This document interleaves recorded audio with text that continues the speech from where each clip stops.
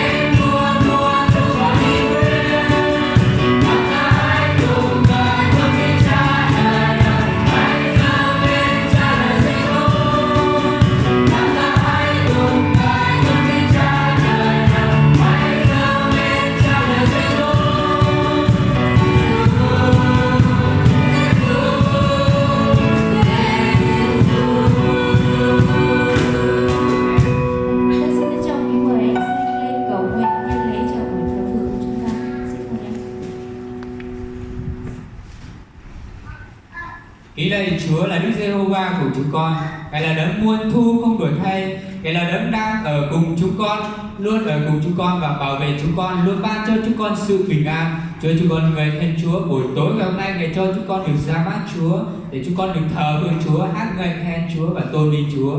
Chúa ơi, chúng con ngợi khen Ngài. Một buổi tối chúng con cầu xin Chúa Ngài ở cùng với chúng con, Ngài ban phước cho buổi thờ phượng của chúng con, để chúng con được đầy dẫy Đức Thánh Linh của Ngài, để chúng con sẽ hết lòng, hết linh hồn của chúng con phục vụ Chúa. Chúng con cảm tạ Chúa, xin Chúa Ngài để trị chúng con, Ngài gìn giữ chúng con, và buổi thờ phượng chúng con đẹp lòng Ngài thôi. Chúng con dâng hết thảy chúng con lên cho Chúa, chúng con nhận lý trong sự cầu nguyện. Xin lạy Chúa Giêsu. Amen.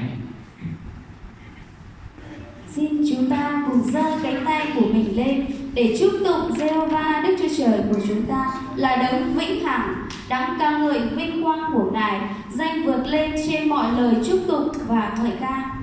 Ôi chỉ một mình Chúa là Đức Giê-hô-va có một không hai.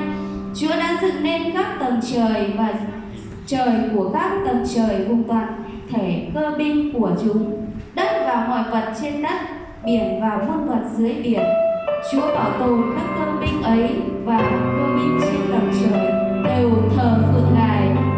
Xin mời hội thánh chúng ta cùng tôn vinh Chúa bài hát Giê-xu muôn đời.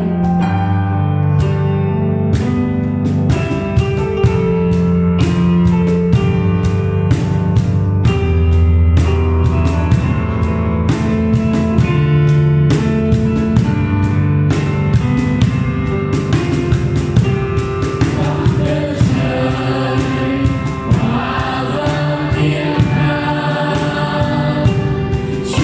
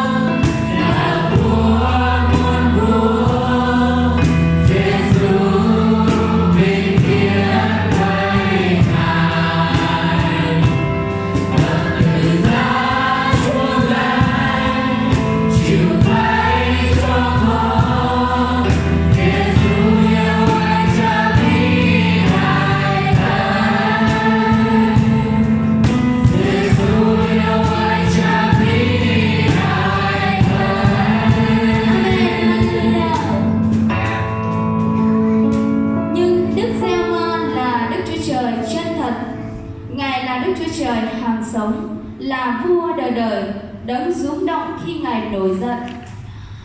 Các dân không thể chịu nổi cơn thịnh nộ của Ngài. Hãy nói với họ rằng những thần này không dựng nên trời và đất, chúng sẽ bị tiêu diệt khỏi mặt đất và khỏi bầu trời. Chính Đức Giê-hô-va đã tạo dựng địa cầu bằng quyền năng Ngài, thiết lập thế giới bởi sự khôn ngoan Ngài, trải rộng các tầng trời bằng sự hiểu